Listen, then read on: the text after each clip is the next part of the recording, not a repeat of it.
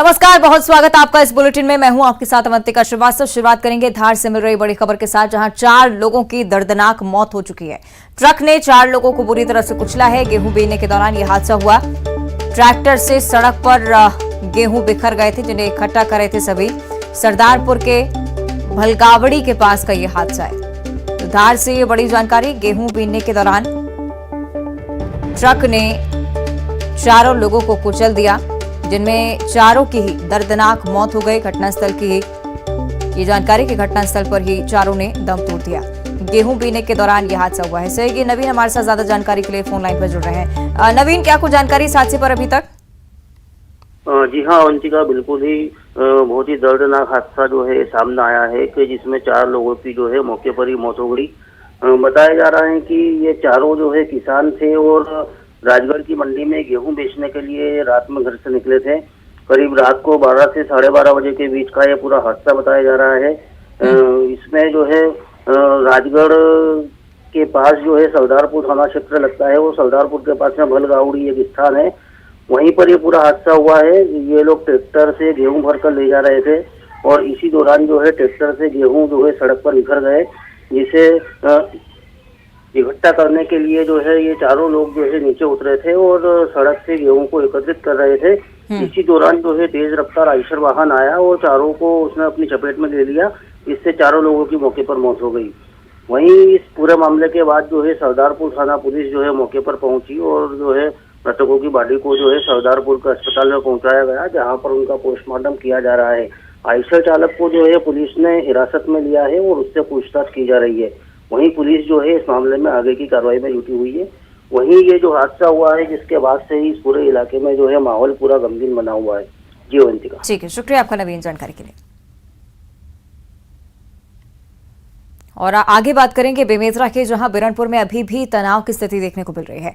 गांव में बड़ी संख्या में पुलिस बल की तैनाती और इसके बावजूद स्थिति फिलहाल सामान्य नहीं है।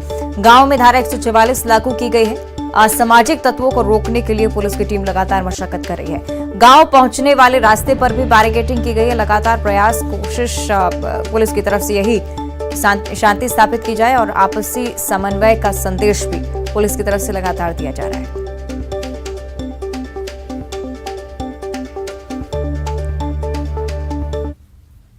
समुदायों के बीच हुए विवाद के बाद अब स्थिति काफी चिंताजनक हो गई है और आप देख लीजिए बड़ी संख्या में अभी भी बल है वो बुलाया गया है और सभी पुलिस के कर्मचारियों को उनकी जवाबदारी है वो सौंपी जा रही है।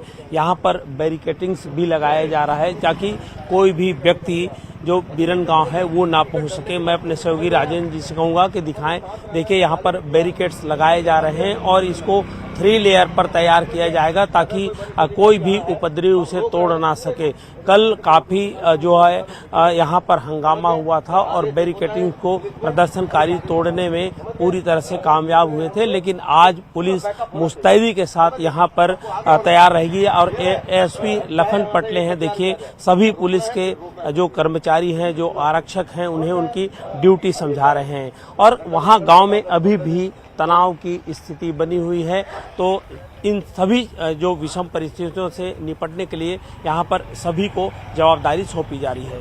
कैमरा पर्सन राजेंद्र चौधरी के साथ युगल तिवारी, न्यूज 18 रायपुर, छत्तीसगढ़। तो स्थिति आपने देखी, किस तरह से पुलिस बल की तैनाती और लगातार निर्देशित किया जा रहा है कि किस तरह से वहां पर काम करना है, कैसे जमीनी हालात सुधरे, इसके लिए पुलिस बल तैनात किया जा चुका है और लगातार कोशिश यही कि गश्त पुलिस की जारी रहे, जिससे आपसी सामंजस्य लोगों के बीच बरकरार रहे और शांति स्थापित की जा सके। धारा 144 लागू है, लेकिन अभी भी माना जा रहा है कि कई सारे असामाजिक तत्व हैं, जो कि एक बड़ी परेशानी पुलिस के लिए बनी हुई है। लगातार चुनौती इस बात की भी कि लोगों को कैसे समझाया जाए कि शांति स्थापित हो। आपको बता दें कि 2 पक्षों में विवाद हुआ, उसके बाद विवाद की स्थिति इतनी बढ़ी कि बड़ा हंगामे का रूप लिया इस पूरे विवाद ने और अभी भी हालात सामान्य नहीं है। हालांकि पुलिस बल की तैनाती है, जिस वजह से सड़कों पर भी आप देख रहे हैं इक्का दुक्का लोग ही नजर आ रहे हैं, क्योंकि धारा 144 भी और साथ ही साथ पुलिस की तैनाती की वजह से आम लोग भी अब निश्चिंत हैं कि जो सुधार है हालातों में जरूर आएगा। लेकिन बिरनपुर, जहां पर तनाव की स्थिति लगातार बनी हुई है, पुलिस बल की तैनाती अभी भी वहां पर है। सीधे रुक करेंगे हमारे सहयोगी युगल तिवारी का, ज्यादा जानकारी के लिए हमारे साथ जुड़ रहे हैं। युगल, क्या कुछ स्थिति है फिलहाल बेमेतरा की, क्योंकि बैरिकेटिंग हम लगातार देख पा रहे हैं। अब क्या असामाजिक तत्व अभी भी एक बड़ी चुनौती पुलिस के लिए?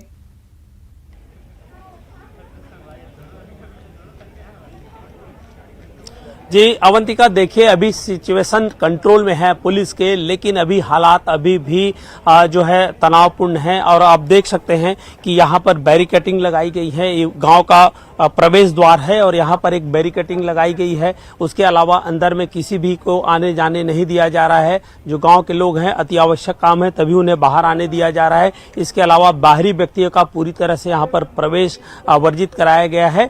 और ये कहा जा सकता है कि अंदर तो स्थिति अभी फिलहाल सामान्य है, लेकिन जो अंदर में जो आक्रोश है, गुस्सा है, पुलिस उसे शांत करने का काम वो कर रही है, समझाइश देने का काम है वो लगातार अभी जारी है।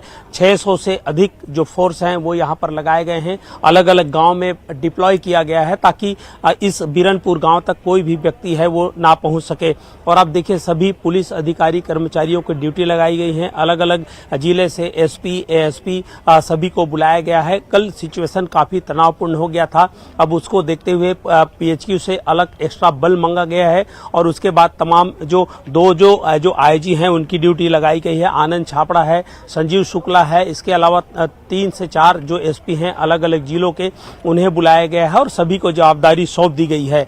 और गांव में जो 2 समुदायों के बीच जो विवाद हुआ था, गांव में अलग से बैरिकेटिंग की गई है ताकि एक समुदाय का जो लोग हैं दूसरे समुदाय की ओर जा सके। बड़ी संख्या में अंदर में पुलिस बल है वो तैनात किया गया है। कुछ बच्चे ऐसे हैं जिनकी परीक्षाएं चल रही हैं, कॉलेज का है, वो बच्चे अभी परीक्षा देने के लिए निकले हैं। स्थिति सामान्य बनाने की जो प्रशासन है, पुलिस है, वो कवायद कर रही है, लेकिन तनाव अचानक से हो जाता है। और कल जिस तरह से आगजनी की घटना घटित हुई थी, पथराव हुआ था आंदोलन के दौरान, तो ऐसे में सिचुएशन तो अभी फिलहाल कंट्रोल है, लेकिन कभी भी जो आक्रोश है वो पनप ना जाए, इसलिए पुलिस एहतियातन बड़ी संख्या में बल है वो तैनात किया गया है। और अभी फिलहाल किसी भी संगठन के, राजनीतिक दल के लोगों की यहाँ पर आने की सूचना नहीं है, तो इसलिए अनुमान यही लगाया जा रहा है। बिल्कुल, यानी कि युगल लगातार पुलिस कोशिश करे कि शांति स्थापित हो सके यहाँ पर। शुक्रिया आपका इस जानकारी के लिए। फिलहाल आगे बढ़ते हैं महासमुंद से अगली बड़ी खबर, जहां सड़क पर रसोइया संघ की प्रदेश अध्यक्ष नीलू ओगरे मिली हैं। 10 अप्रैल को नीलू ओगरे को पुलिस घर से लेकर गई थी और नीलू ओगरे को शाम में पुलिस ने फिर से घर ले जाकर छोड़ा, लेकिन नीलू ओगरे को रायपुर में रसोइया संघ के प्रदर्शन में जाना था। परिजनों ने पुलिस पर गंभीर आरोप लगाया है। नीलू ओगरे को पुलिस घर से उठाकर ले गई। पुलिस सारे आरोपों को फिलहाल निराधार बता रही है। नीलू ओगरे को प्रदर्शन की अनुमति नहीं मिली थी और इस वजह से पुलिस ने कार्रवाई भी की थी।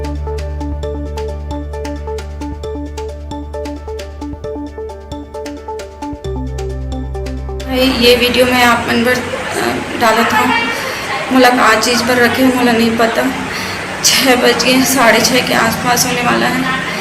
कोई जानकारी दर्द नहीं है, ना ही मुझे एक गिलास के पानी के लिए पूछे हैं और ना ही ये के लिए। ज़मीन में एक मुजरिम लोग बैठाड़ थे, वैसे एक हाट में बैठे रहे, चिल्ला के, जोर से चिल्ला के नीचे बैठाड़ दें। मैं सुबह से कुछ नहीं खाया, 2 बार उल्टी भी हो गई, तो एकदम बीपी बढ़ा था, प्याज भी लगा था भाई।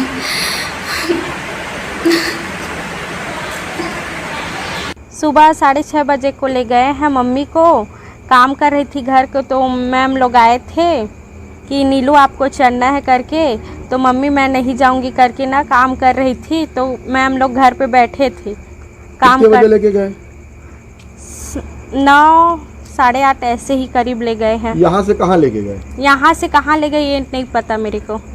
नाइट में 8:30 7:30 8 बजे के बीच में आए थे। किनके साथ आए थे? पुलिस वाले जो ले गए थे ना जी, उन्हीं के साथ आई थी। क्या हुआ क्या फिर उस समय? वही मम्मी को उतरने बोल रहे थे अपने से, लेकिन वो तबीयत ठीक नहीं था, उसका झिकातानी हुआ था, घर से ले गए थे तो ना नहीं उतर पा रही थी, तो वो जबरदस्ती कर रहे थे कि उतरो करके। अच्छा, उसके बाद? तो उसके बाद झिकातानी हुआ तो हम लोग वीडियो बना रहे थे, तो मैं भी बना रही, तो वो मेरे को मना किए कि वीडियो मत बना करके। आपकी मम्मी जो जमीन में सोई हुई दिख रही हैं, वो कैसा हुआ? वो ना पुलिस वाली आई थी ना, तो 3-4 लोग थे ना, तो वो पैर हाथ पकड़ के ना नीचे पे लेटाए हैं, तो वो लेटाए हैं ना, तो इसीलिए वो नीचे में लेटी है। नहीं, ये कहना गलत है कि उनको ज़बरदस्ती बुलाया गया था या बैठाया गया था। सबसे पहले उनका मेरे हिसाब से रायपुर में जो धरना प्रदर्शन था उसके लिए अनुमति नहीं मिली थी, तो उन्हें बुलाया गया था और समझाइश दी गई उनको। समझाइश देने के बाद ससम्मान उनको उनके निवास स्थान पर छोड़ा गया। तो मुख्य आरोप और एक वीडियो जो आ रहा है कि महिला अपने घर के सामने पूरी लेटी हुई है और परिजनों का आरोप है कि पुलिस ने उनको मतलब बलपूर्वक वहाँ पे उनके साथ पेश आई है और वो मतलब उनको चोट भी पहुँचाया गया है। निराधार, वो महिला वहाँ पे लेटी हुई है। निराधार है ये। उन नीलू वगैरह को थाने में क्यों बैठाया गया था दिन भर, ये भी आरोप है। उनका वीडियो। आगे बढ़ते हैं उज्जैन से अगली बड़ी खबर, जहां कथावाचक ने प्रशासन को खरी खरी सुनाई। कथावाचक प्रदीप मिश्रा की बात करें, जिन्होंने महाकाल मंदिर की व्यवस्थाओं पर नाराजगी जाहिर की। उन्होंने कहा है कि दूर दूर से यहां पर भक्त दर्शन के लिए आते हैं, ठीक से दर्शन करने दें। उज्जैन में कथावाचक प्रदीप मिश्रा की कथा चल रही है और इस कथा के आयोजन के दौरान उनके कई ऐसे फॉलोअर्स हैं जो कि महाकाल के दर्शन के लिए भी पहुंच रहे हैं और इसी को लेकर प्रबंधन पर, व्यवस्थाओं पर सवाल उठाए। कि जय घोष नहीं झेल पा रहा है और उसमें भी अहंकार। हम दर्शन कर रहे हैं, जाओ धक्का धक्का धक्का। अरे एक क्षण उस काल अधिपति से नैन तो मिलाने दे रहे, एक क्षण उसका दर्शन तो करने दो रे। पैसा लगाकर हजारों किलोमीटर से लोग आते हैं, उनको दिल से दिल तो लगा लेने दो रे। एक क्षण किस अभिमान में जी रहे हो, किस अहंकार में जी रहे हो?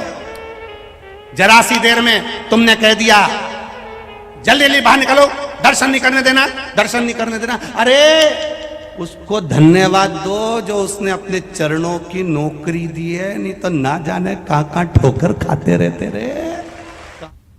चलिए, ज्यादा चर्चा इस पर हम करेंगे। इससे कि अजय पटवा हमारे साथ लाइव जुड़े हैं। अजय, व्यवस्था पर सवाल उठाते नजर आए हैं पंडित प्रदीप मिश्रा, क्या प्रबंधन की तरफ से अभी तक कोई प्रतिक्रिया इस पर?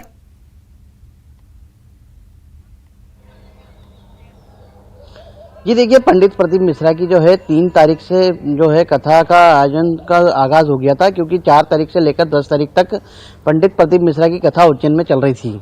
उसी दौरान कई लाखों की तादाद में श्रद्धालु उज्जैन पहुंचे थे कथा सुनने के लिए। साथ ही शिव महापुराण का आयोजन था, साथ ही भगवान महाकाल का मंदिर भी था।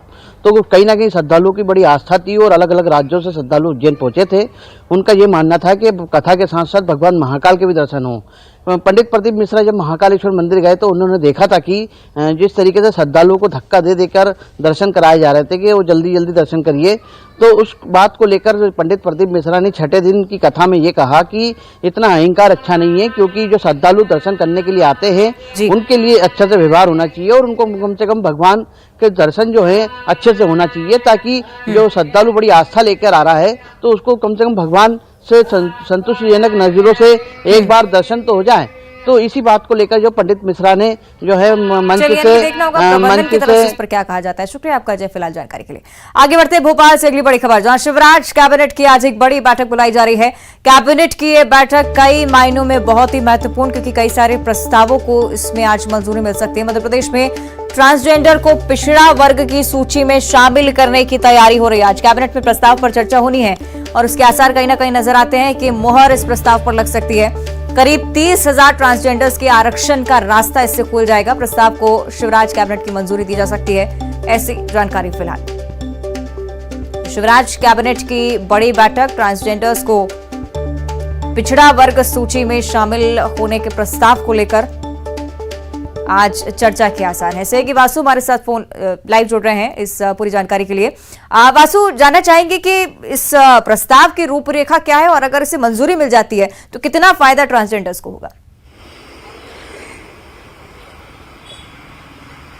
बिल्कुल अवंतिका, देखिए मुख्यमंत्री शिवराज सिंह चौहान की अध्यक्षता में कैबिनेट की महत्वपूर्ण बैठक होगी। 11 बजे ये पूरी बैठक आयोजित होनी है और इसमें कई सारे महत्वपूर्ण प्रस्ताव आएंगे, जिसमें से अगर मुख्य तौर पर देखा जाए तो ट्रांसजेंडर्स को पिछड़ा वर्ग में शामिल करने के लिए प्रस्ताव लाने की जो खबर है वो निकलकर सामने आ रही है। संभवतः ये प्रस्ताव आज कैबिनेट में रखा जाएगा और जिसके बाद जो बड़ी संख्या में ट्रांसजेंडर्स हैं उनके लिए आरक्षण का जो रास्ता है वो खुलता हुआ दिखाई देगा, नजर आएगा। ट्रांसजेंडर जो है उनके सशक्तिकरण के लिए, उनको समाज की मुख्य धारा से जोड़ने के लिए और उनके प्रति लोगों में एक आम जनमानस में जागरूकता लाने के लिहाज से ये काफी महत्वपूर्ण कदम साबित हो सकता है। अगर ये प्रस्ताव आता है और इसे मंजूरी कैबिनेट की मिलती है तो कैबिनेट में चर्चा इस विषय पर संभवतः होनी है, ये जानकारी निकलकर सामने आ रही है। और इसके अलावा भी कई सारे प्रस्ताव हैं जिन पर चर्चा होगी, जिसमें कृषि विभाग से जुड़े हुए कई सारे प्रस्ताव हैं। जिस तरीके से केंद्र सरकार ने इस पूरे साल को मोटे अनाज के लिए डेडिकेट किया है,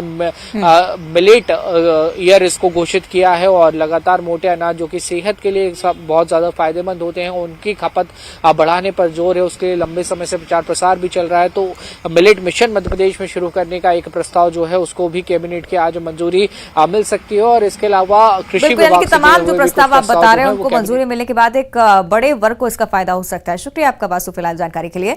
और अब रुक करेंगे ग्वालियर की बड़ी खबर का, जहां नशे में युवतियों ने जमकर हंगामा किया है, पड़ोसियों पर पत्थर बरसाए हैं। युवती को पुलिस ने हालांकि हिरासत में लिया है। आगे की कार्रवाई भी पुलिस की तरफ से लगातार चल रही है, लेकिन हंगामे और पथराव का वीडियो लगातार वायरल हो रहा है। ग्वालियर से खबर आपको बता रहे हैं, नशे में युवतियों ने हंगामा किया, पड़ोसियों पर पत्थर बरसाए। काफी लंबे समय तक ये हंगामा चलता रहा। हालांकि पुलिस भी मौके पर पहुंची और युवतियों को फिलहाल हिरासत में लिया। ये तस्वीरें आपको दिखा रहे हैं। तस्वीरें लगातार सोशल मीडिया पर भी वायरल हो रही हैं, हंगामे और पथराव की तस्वीरें, जिसमें युवतियां साफ तौर पर नशे में धुत होकर पथराव करती हुई नजर आई हैं।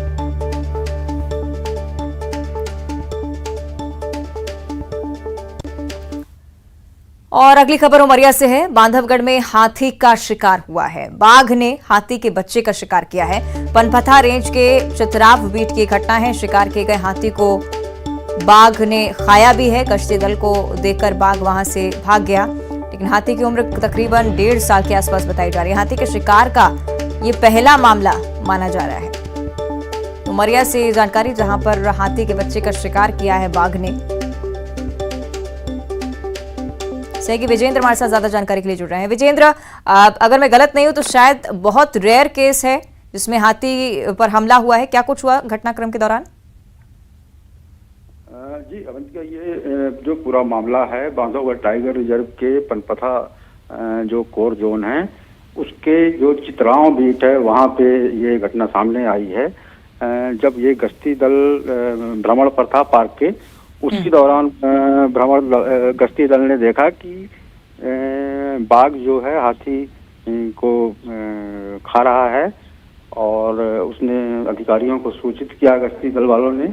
और अनुमान ये लगाया जा रहा है कि सिर्फ एक बाघ नहीं बल्कि 1-2 बाघों ने मिलकर इस घटना को अंजाम दिया है। हालांकि बांधवगढ़ के इतिहास में पहली बार ऐसा हुआ है कि किसी हाथी पर बाघ ने हमला किया हो। लेकिन जिस तरीके से ये घटना हुई है तो ये एक बड़ा शोध का विषय है और इस पर जो पार्क के अधिकारी। बिल्कुल बिल्कुल, बहुत शुक्रिया आपका विजय जानकारी के लिए। आगे बढ़ते हैं राजधानी दिल्ली से अगली बड़ी खबर, जहां देश भर में एक्टिव मरीजों की संख्या 37,000 के पार पहुंच गई है।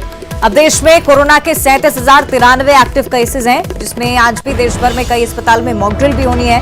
कोरोना के बढ़ते मामलों को देखते हुए अस्पतालों में मॉक ड्रिल का आयोजन हो रहा है, क्योंकि आगे अगर स्थिति सामान्य नहीं रहती है तो किस तरह से स्वास्थ्य विभाग और अस्पताल इससे निपटने के लिए तैयार हैं, इसका जायजा लिया जाएगा। और मध्य प्रदेश में कोरोना के 17 नए मरीज सामने आए हैं और लगातार इसे लेकर हम अब तक जानकारी पहुंचाते रहेंगे। इसी के साथ बुलेटिन मुक्त।